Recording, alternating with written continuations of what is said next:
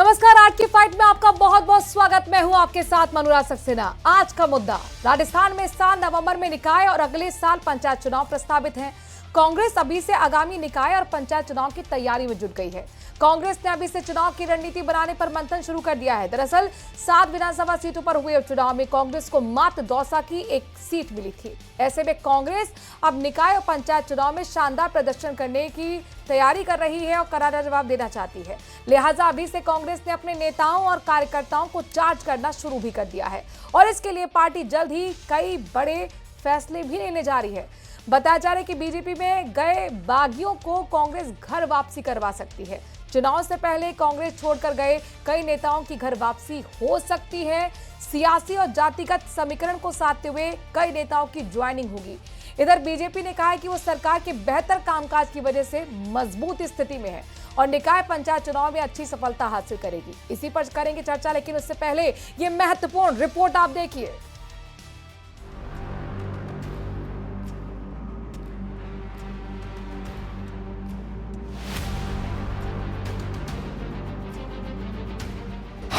निकाय और पंचायत चुनाव के लिए कांग्रेस की खास रणनीति। प्रदेश में नगर निकाय और पंचायती राज संस्थाओं के चुनावों के लिए कांग्रेस पार्टी का मजबूत संगठन ग्रास रूट तक तैयार है। कांग्रेस छोड़कर बीजेपी में गए कई नेताओं की हो सकती है घर वापसी।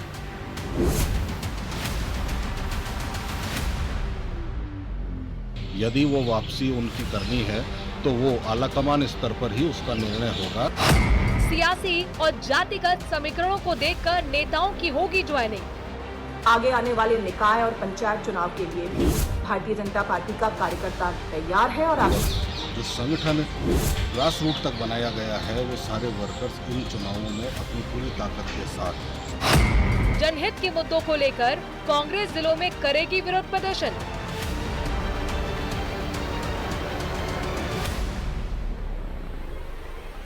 अभी इन चुनावों को कराने के लिए भाजपा और न टाले, इसके लिए कांग्रेस पार्टी द्वारा आंदोलन किया जाएगा। निकाय चुनाव, घर वापसी का दाव। तो आज इन महत्वपूर्ण मुद्दों पर हम कई बड़े सवाल पूछने वाले हैं अपने चर्चा में। उसी के इर्द गिर्द हमारी पूरी चर्चा रहने वाली है। कौन से वो सवाल होंगे, जरा ये भी जान लीजिए। न्यूज़ 18 राजस्थान इन सवालों का जवाब जानने की कोशिश करेगी चर्चा के दौरान। पहला महत्वपूर्ण सवाल, निकाय चुनाव, कांग्रेस का घर वापसी का दाव। बहुत बड़ा सवाल, क्योंकि कांग्रेस ने देखिए संगठन में भी चेंजेस कर दिए हैं और अब ये पूरी जो फोकस है वो निकाय चुनाव पर आ गया है। दूसरा सवाल, सियासी समीकरण की नीति, कांग्रेस की रणनीति क्या है? कांग्रेस की रणनीति, जातीय समीकरण, सियासी समीकरण बहुत महत्वपूर्ण किसी भी पार्टी के लिए हो जाते हैं। और तीसरा सवाल ये है कि स्थानीय चुनाव का वार गठबंधन के नहीं आसार। सवाल गठबंधन को लेकर भी पूछेंगे कि आखिरकार कौन पार्टी किसके साथ जा रही है। और हमारे साथ चर्चा करने के लिए पूरा एक खास पैनल जुड़ गया है। मैं तारुफ करा दूं, हमारे साथ बीजेपी के प्रवक्ता जुड़ गए हैं, मदन प्रजापत। बहुत बहुत स्वागत सर आपका। आर तिवारी हमारे साथ कांग्रेस के प्रवक्ता जुड़ गए हैं। आर तिवारी जी, बहुत बहुत स्वागत आपका। और इसके साथ साथ एसपी मित्तल, वरिष्ठ पत्रकार हमारे साथ जुड़ रहे हैं। निरंजन पोद्दार, राजनीतिक विश्लेषक के तौर पर हमारे साथ जुड़ रहे हैं। आप चारों मेहमानों का बहुत बहुत स्वागत। सबसे पहले कांग्रेस का ये मुद्दा है और इसीलिए शुरुआत आर तिवारी आपसे ही। 3 बैक टू बैक चुनाव में हार का स्वाद चखने के बाद आप बीजेपी को पटखनी देने के लिए कितने तैयार हैं निकाय चुनाव में? क्या यह माना जाए कि अपने बागियों की घर वापसी का ही दाव चलने वाले हैं आप? मनुराज, भारतीय जनता पार्टी की राजस्थान की सरकार संविधान को खत्म करने वाली पार्टी की सरकार।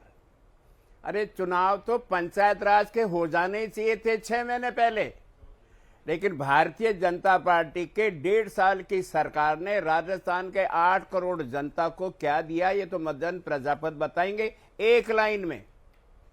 सवाल है कि हमारा पूरे देश में कांग्रेस का संगठन का सृजन का वर्ष था, ये केवल राजस्थान का नहीं था। राजस्थान के अंदर तो चुनाव बाकी हैं, नगर पालिका, नगर परिषद, नगर निगम और पंचायतों के। भाई मदन प्रजापति जी, अगर आप लोकतंत्र को मानते थे तो आपने पंचायतों के चुने हुए सरपंचों को प्रशासक बना करके, क्या सोच करके आपने संविधान का 73वां और 74वां जो संशोधन था, देश के यशस्वी प्रधानमंत्री राजीव गांधी जी ने इतना बड़ा संशोधन किया था मनुराज, जैसे लोकसभा और राज्यसभा के चुनाव को आप समयबद्ध कराएंगे, जैसे विधानसभा के चुनाव को 5 साल के कार्यकाल में समयबद्ध कराएंगे? क्या भारतीय जनता पार्टी के ये साथी बताएंगे कि आपने पंचायतों को चुनाव को क्यों टाल दिया? राजस्थान में कांग्रेस का सृजन वाला जो संगठन का वर्ष है, हमने हमारे 200 विधानसभा के हमारे 400 ब्लॉक अध्यक्ष, हमारे 150 के करीब हमने नगर अध्यक्ष नियुक्त किए।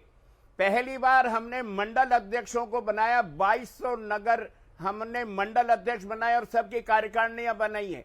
हमारे यहाँ बूथ लेवल का हमारा अध्यक्ष बना है और अध्यक्ष ही हमारी 11 सवाल पूछ रहे हैं निकाय चुनाव का, उसका जवाब तो कोर्ट में सरकार रख चुकी है। मेरा आपसे सवाल है, और वो सवाल मैं दोबारा भी पूछ लूंगी आपकी रिक्वेस्ट पे, मदन प्रजापत जी उसका जवाब भी दे देंगे। मेरा आपसे सवाल है कि बागियों की घर वापसी की कितनी संभावनाएं हैं सर? भारतीय जनता पार्टी का ईडी, सीबीआई, इनकम टैक्स से डर करके जो भागे थे हमारे कांग्रेस के, चाहे एमएलए हो, चाहे एमपी हो, चाहे प्रधान हो, चाहे शहर का अध्यक्ष हो, आज भारतीय जनता पार्टी ने वो जो उनको सपने दिखाए थे, आज उनके साथ में अछूत जैसा व्यवहार किया जा रहा है। मैं दावे के साथ में कह रहा हूं, जयपुर शहर कांग्रेस का अध्यक्ष भी हूं। जयपुर शहर के बहुत सारे साथी जिन्होंने जीवन अपना खपाया कांग्रेस में, ईडी के इनकम टैक्स के डर के मारे वो भारतीय जनता पार्टी के शरण में तो चले गए, लेकिन जो हमारे मंच को सुशोभित करते थे वो साथी, चाहे मंत्री रहा हो, चाहे विधायक रहा हो, चाहे सांसद, आज उनको 8वीं लाइन में बैठना पड़ता, कोई उनसे नमस्कार करने को तैयार नहीं है। लगातार दबाव डाल रहे हैं राजस्थान के प्रदेश अध्यक्ष पर, अशोक गहलोत जी पर, टीकाराम जूली जी पर, रंधावा जी पर। तो जो घुटन महसूस कर रहे हैं वो कांग्रेस में जाएंगे, बातचीत शुरू हो गई सर? आप लोग क्या कनेक्शन में है, कांटेक्ट में है क्या?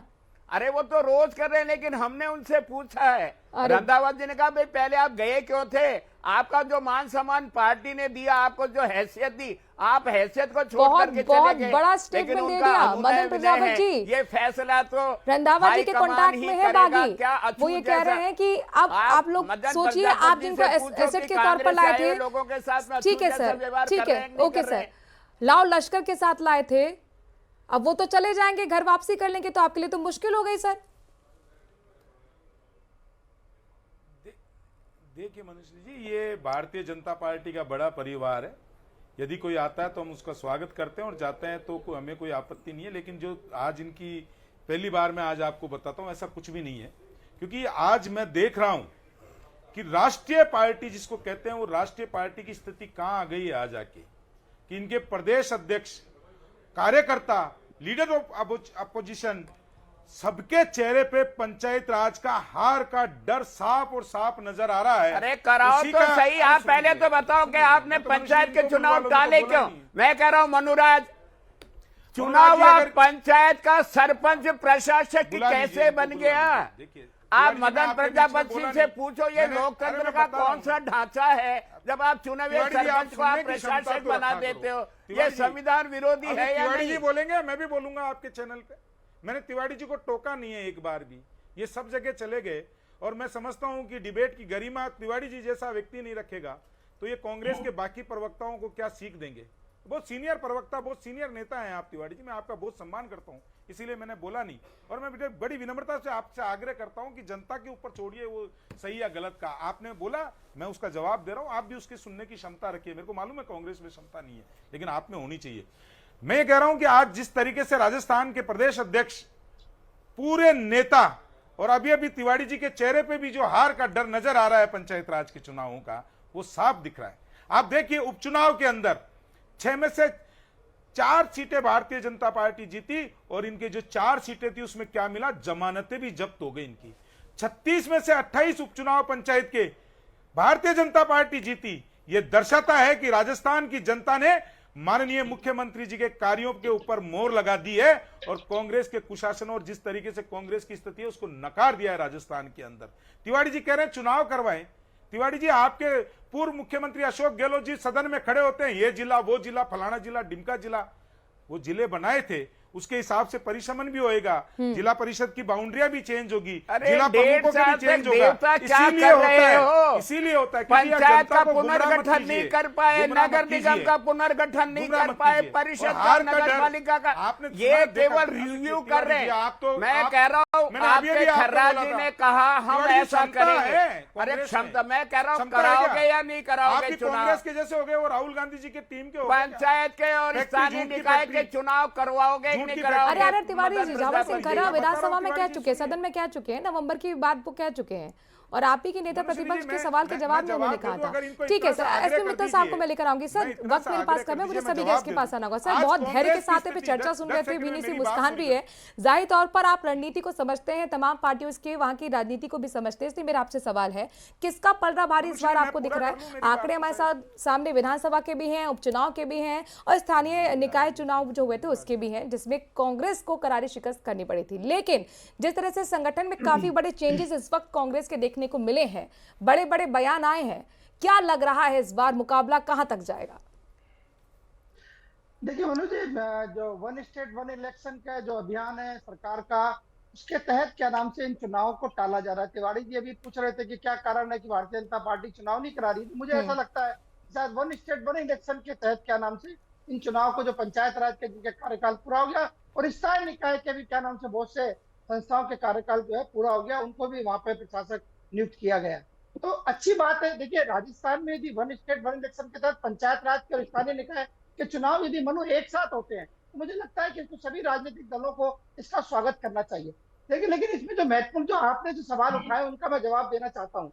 देखिए यदि राजस्थान के अंदर दिसंबर 2025 या जनवरी 2026 के अंदर पंचायत राज और स्थानीय निकाय के चुनाव होंगे, तो इसको कहा जा सकता है कि ये जो विधानसभा के चुनाव 2028 में होना है उसका एक तरह से सेमीफाइनल होगा। जब पंचायत राज और स्थानीय निकाय के चुनाव होंगे तो राजस्थान के सारे मतदाता उस चुनाव के अंदर भाग लेंगे। तो स्वाभाविक है कि जब 2028 के चुनाव होंगे और उससे पहले राजस्थान भर के मतदाता मतदान में भाग लेते हैं, तो एक राजनीति सामने आएगी। और इसलिए चाहे भारतीय जनता पार्टी हो चाहे कांग्रेस हो, दोनों चुनावों को बहुत गंभीरता से ले रहे हैं। अब जो आपका सवाल है कि क्या घर वापसी होगी कांग्रेस के नेताओं की, तो इसमें कोई दो राय नहीं कि चाहे पिछले लोकसभा का चुनाव हो चाहे वो विधानसभा का चुनाव हो, बड़े बड़े क्या नाम से कांग्रेस के जो नेता है वो भारतीय जनता पार्टी में शामिल हुए।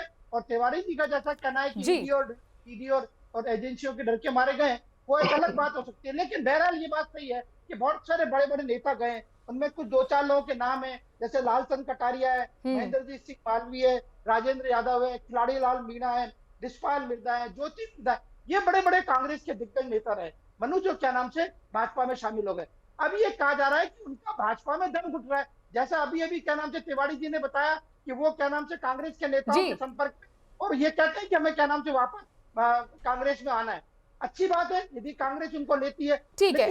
लेकिन निरंजन पोद्दार जी ये बताइए, जिस तरह से आएगा राम गया राम की स्थिति हमेशा हर चुनाव से बनती है, और ये हमने देखा है जिनको टिकट नहीं मिलता वो दूसरी पार्टी का दामन थाम लेते हैं। अब यहाँ पर जो चूंकि पश्चिम राजस्थान से ये खबरें बहुत सियासत में इस वक्त जोर पकड़ रही हैं कि घर वापसी पर दांव खेलने वाली है कांग्रेस, कितनी मजबूती ऐसे में कांग्रेस को मिलेगी? देखिए मनोराज जी, इसके अंदर आपको इसके दो पहलू हैं, वो पहले आपको समझने पड़ेंगे कि जो लोग जिस तरीके से राजनीतिक पर्यटन करते हैं उसके अंदर आपको दो प्रकार के लोग मिलते हैं। एक वो लोग जो राजनीति के अंदर राजनीतिक पार्टी के अंदर अपनी जो उपेक्षा से पार्टी छोड़ते हैं और दूसरी पार्टी में शामिल होते हैं, और एक वो लोग जो कहीं ना कहीं राजनीतिक महत्वाकांक्षा या यूं कहें कि मौसम वैज्ञानिक होते हैं और जब वो सत्ता पक्ष के साथ रहना चाहते हैं, दूसरे प्रकार के वो लोग होते हैं। लेकिन यहाँ पे समस्या उन लोगों के साथ ये है, चाहे वो इस प्रकार के हों चाहे वो उस प्रकार के हों, कि जब वो भारतीय जनता पार्टी जैसी संगठन के अंदर जब वो शामिल होते हैं तो वो एक बहुत अपेक्षाएं और बहुत कुछ करने के लिए निकलते हैं, लेकिन उनको ये नहीं पता कि भारतीय जनता पार्टी के अंदर पहले से ही इतनी भीड़ है, पहले से ही वहां पे इतना वजन है कि वहां पे जो निष्ठावान कार्यकर्ता है कहीं ना कहीं वो इस समय आप ये समझ लीजिए उपेक्षा का शिकार हो रहा है, तो उनका वहां पे कहाँ खिटान हो जाएगा, उनका वहां पे कहाँ एडजस्टमेंट हो जाएगा। के अंदर जितने नेता कांग्रेस से कूद करके भारतीय जनता पार्टी की तरफ गए, आपने देखा होगा कितनों को भारतीय जनता पार्टी ने काम में लगाया, केवल उनको भारतीय जनता पार्टी का पटका पहना करके उनको खुला छोड़ दिया कि भाई ठीक है, अब आप भारतीय जनता पार्टी के नेता हो, ना आप घर के हो ना आप घाट के हो, तो ऐसे में स्वाभाविक ही उनको उनकी जो पुरानी स्थिति होती थी, जब वो कहीं भी कांग्रेस कार्यकारिणी की मीटिंग में जाते थे या कांग्रेस के संगठन की जो भी सभाएं होती थी, उनमें उनको मंच पे स्थान मिलता था और वहां पे जो अपने आप को वो जो गौरवान्वित महसूस करते थे, कहीं ना कहीं अब उनको ऐसा लगता है कि भाई इससे अच्छा तो हमारी कांग्रेस। ठीक है सर, मदन प्रजापति से समझने की कोशिश करूंगी मैं इस सवाल को। सर, सिर्फ बीजेपी का पट्टा डालने से वो संतुष्ट तो हुए नहीं। अब ये बताइए, 32 से ज्यादा दिग्गजों ने कांग्रेस छोड़कर बीजेपी ज्वाइन की थी, इसमें सिर्फ ज्योति मिर्धा और गौरव वल्लभ का इनाम है जिसे जिम्मेदारी दी गई है। तो अब चाहे वो लालचंद कटारिया हो, राजेंद्र यादव हो, खिलाड़ी लाल बैरवा और लंबी लिस्ट है सर जिनको सिर्फ बीजेपी का पट्टा मिला है, जैसा यहाँ पर पोद्दार साहब भी कह रहे हैं। तो क्या जिम्मेदारी आप देंगे, संतुष्ट करेंगे उन्हें निकाय चुनाव से पहले, कैसे रोकेंगे? क्योंकि कांग्रेस की तरफ से तो ये दाव चल दिया गया है। पोद्दार साहब का अपना विश्लेषण हो सकता है, लेकिन मैं तिवारी जी की जो बात है उस पर कहता हूं कि यही तिवारी जी और यही कांग्रेस है। जब ये भारतीय जनता पार्टी में शामिल हुए थे तो कह रहे थे इनका कोई जनाधार नहीं है, इन लोगों का कोई अस्तित्व ही नहीं था, तो कांग्रेस की वजह से बने हुए थे।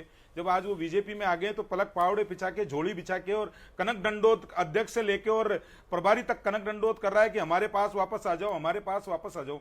अभी आपकी रिपोर्ट में देख रहा था कि कांग्रेस कह रही है कि जातिगत समीकरण साध रहे हैं, ये साध रहे हैं, तो इनकी तो मंशा ऐसी है कि सत्ता की प्राप्ति के लिए ये कुछ भी कर सकते हैं। ये जातिगत साधेंगे, अरे जातिगत जनगणना करने के लिए तो प्रधानमंत्री जी को मजबूर किया, कांग्रेस का एकमात्र उद्देश्य होता है कि हमको देश के प्रधानमंत्री को कांग्रेस के कद्दावर नेता राहुल गांधी ने यू टर्न लेने के लिए मजबूर किया। क्यों नहीं जातिगत जनगणना होनी चाहिए, क्यों नहीं जातिगत लोगों को आगे बढ़ने का मौका मिलना चाहिए?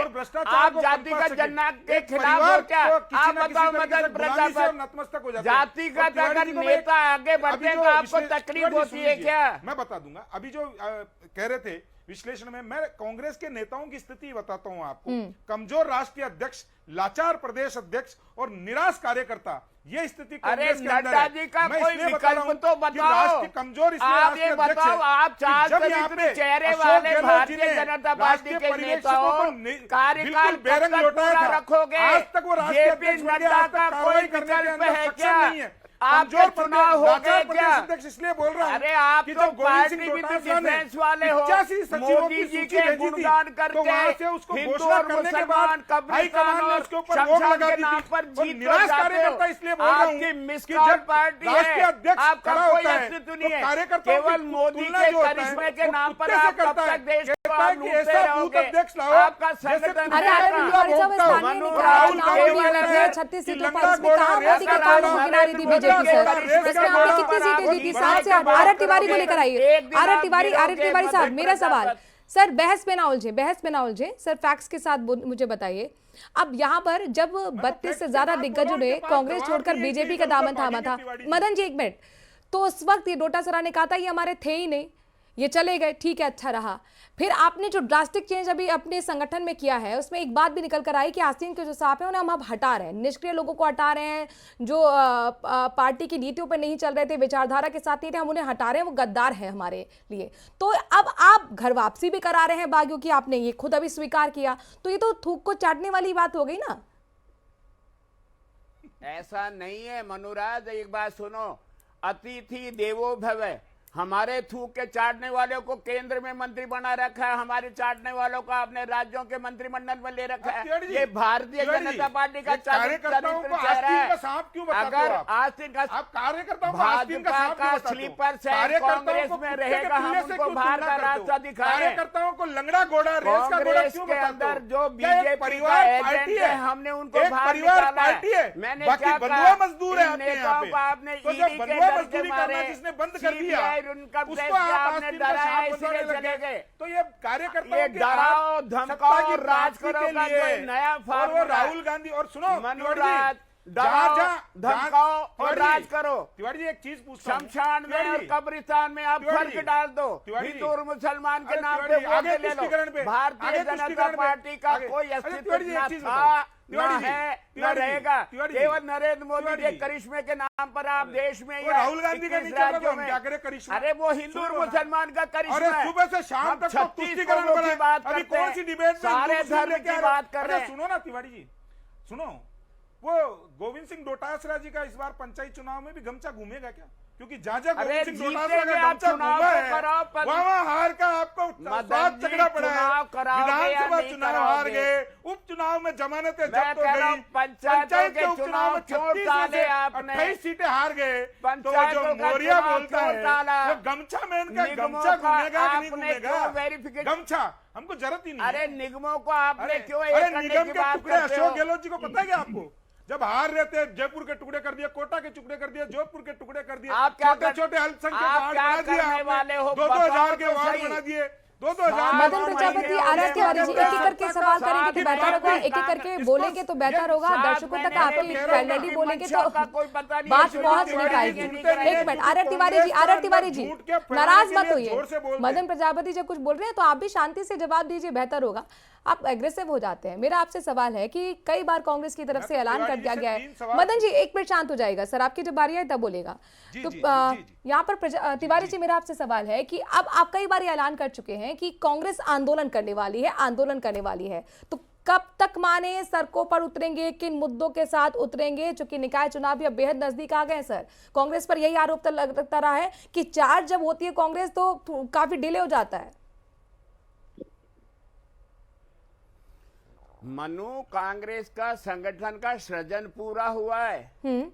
आने वाला अगस्त का 150 साल पुरानी पार्टी का अब सर्जन पूरा हो रहा है। ये तो रोज हम तो मकान हमेशा का ये तो रिनोवेशन नहीं प्रक्रिया होता है होता है। क्या? ये तो अगर प्रक्रिया कोई होती एक है, बार हमारे बन गया तो कांग्रेस आप को उसको सीखने भेज आप दो ना। संवारोगे नहीं। मदन जी मैं फिर कह तो ये रहा भी हूं, पूछा जाएगा ना, जनता पार्टी में फिर ट्रेड तो बीजेपी प्रदेश अध्यक्ष के लिए भी पूछा जाएगा, नई टीम कब बन के तैयार होगी? 1 साल हो गया इंतजार करते करते। मदन जी ऐसे जंप मत कीजिए, तो आप बोले इस चीज को क्यों भूलते हैं? हमारी टीम ऑलरेडी बनी हुई है, अगर कुछ फेरबदल करना होगा तो हो जाएगा। हमारी टीम सीपी जोशी की टीम के साथ काम कर रहे हैं सर अभी तक आप। मदन राठौड़ की सीपी टीम जोशी की बनी टीम के है, साथ सही काम कह कर रहे रहे क्या हैं। होता है? महामंत्री हैं, अरे सीपी जो यहाँ भारतीय जनता मदन पार्टी राठौड़ है, ये प्रदेश कार्यकारिणी कब बना रहे हो? कांग्रेस नहीं, अशोक गहलोत के अलग मदन आदमी होते हैं, राठौड़ जी की टीकाराम जी कार्यकारिणी के अलग कब होते हैं, बना रहे सचिन हो? पायलट का गुट अलग होता है, नड्डा या गुट जी नहीं, की जगह यहाँ नया भारतीय अध्यक्ष जनता कब पार्टी बना का रहे हो? पदाधिकारी ये है, चार सीपी जोशी जी का चरित्र नहीं। चेहरे वाली ये कहने पार्टी के का लिए आपको आईना सोचना कब पड़ेगा। दिखाओगे? हम संगठन पार्टी के में हैं, डिफरेंस हमारी वाली कार्यकर्ता पार्टी है। का असली ये तो चेहरा इनके कहाँ यहाँ आएगा? है, गोविंद सिंह डोटासरा की अलग टीम है, अशोक गहलोत की अलग टीम है, अधिनायकवादी सचिन पायलट की अलग टीम है, टीकाराम जी की अलग टीम है, और जयपुर में हो सकता है। और जयपुर की बता दूं, मोदी यहाँ पे आर.एस. तिवारी जी की अलग टीम है, प्रताप सिंह खाचरियावास की अलग टीम है। मदन राठौड़ तो ये की टीमें कार्यकारिणी कांग्रेस में बनेगी। होता है मनुष्य, कहाँ है आपका लोकतंत्र? न ठीक है। मदन राठौड़ लोकतंत्र की की बात कार्यकारिणी मित्तल साहब वक्त के पास जाएगी। मित्तल साहब का थोड़ी नारों की गूंज भी हमें सुनाई देने लगी है निकाय चुनाव से पहले। 5 साल वर्ष से 1.5 साल का नारा यहाँ पर एक परसेप्शन के तौर पर निकलता हुआ आ रहा है सरकार की तरफ से। इस नारे में कितनी मजबूती नजर आ रही है बीजेपी की तरफ से? हालांकि चैलेंज कांग्रेस की तरफ से किया गया है। आइए हम गिना दे कामों को, चाहे वो नेता प्रतिपक्ष रूली या डोटासरा की तरफ से। देखिए मनु, जब से क्या नाम से मुख्यमंत्री जी ने ये कहा था कि उनका जो 1.5 वर्ष का कार्यकाल है वो 5 वर्ष के जो कांग्रेस का कार्यकाल है उससे भारी है। उसके बाद आपने देखा हो कि अब जो सार्वजनिक सभाओं के अंदर खासतौर से जो अंत्योदय संबल अभियान के जो कार्यक्रम है उसके तहत शिविर लग रहे हैं। अब मुख्यमंत्री जी वो गिना रहे हैं कि उनके 1.5 वर्ष के कार्यकाल में कितनी उपलब्धि हुई है और कांग्रेस के 5 साल के कार्य में कितनी उपलब्धि हुई है। मुझे लगता है कि वो बराबर इस चीज को लगातार उसको बताए जा रहे हैं। लेकिन मैं ये जो आपने जो अभी मुद्दा उठाया कांग्रेस के घर वापसी वाला, मैं ये कहना चाहता हूँ कि राहुल गांधी ने कांग्रेस के कार्यकर्ताओं को 3 श्रेणियों में विभाजित किया था, एक रेस के घोड़े, एक बारात के घोड़े और एक लंगड़े घोड़े। अब सवाल उठता है कि ये जो घर वापसी जो होगी वो किस श्रेणी के क्या नाम से घोड़े कहलाएंगे, इसके बारे में यदि आर.आर. तिवारी साहब बता सके तो ज्यादा अच्छा होगा। मनु जी एक बात मैं और कहना चाहूंगा, देखिए जहां तक ये सर मेरे पास वक्त कम है, आपने अपनी बात रख दी। तिवारी जी से आप जल्दी से जवाब ले रहे थे सर, कंक्लूडिंग विद रिमार्क। कौन से घोड़े कौन से घोड़े तिवारी जी? अब पूछो मनु, क्या प्रश्न है? कौन से घोड़े हैं ये? मित्तल साहब ने आपसे सवाल किया है, उसका जवाब दे दीजिए। मेरा भी सवाल साथ में ऐड कर लीजिए। सवाल ये है कि सर अभी काफी चेंजेस हुए थे और इसमें कहा गया था कि पदाधिकारियों को भी शामिल किया जाएगा इस बार उम्मीदवारों के चयन में। क्या ये माने अब एग्जीक्यूट होने वाला है? क्योंकि पैराशूट कैंडिडेट की शिकायतें आपके कार्यकर्ताओं को रही हमेशा। अभी 3 अप्रैल को देश भर के अध्यक्षों को बुलाया गया था नई दिल्ली में, हमारे अखिल भारतीय कांग्रेस के कार्यकर्ता ठोकने के लिए, अध्यक्षों को ताकत देना चाहते हैं। जिला स्तर को पर फैसला हो, जो आजादी के बाद में कांग्रेस का एक बड़ा काम था। आज हुआ नहीं आज हाईकमान तक। के नाम पर वो हुआ नहीं चलिए आज तक। चलिए, बहुत बहुत राहुल शुक्रिया गांधी- इस चर्चा में शामिल होने के लिए। मेरे पास वक्त इतना ही था और फिलहाल कुल मिलाकर निकाय चुनाव का जल्द ही बिगुल बजने वाला है। तैयारियां दोनों तरफ से होगी और अब देखना होगा, जो कि चुनाव का लिटमस टेस्ट कहा जाता है कि आखिरकार किसके विकास के कामों पर मोहर लगेगी, जनता जनार्दन तय करेगी। वक्त थोड़े से ब्रेक का है, लेकिन खबरों का सिलसिला जारी है प्रदेश के number 1 news channel news 18 Rajasthan पर।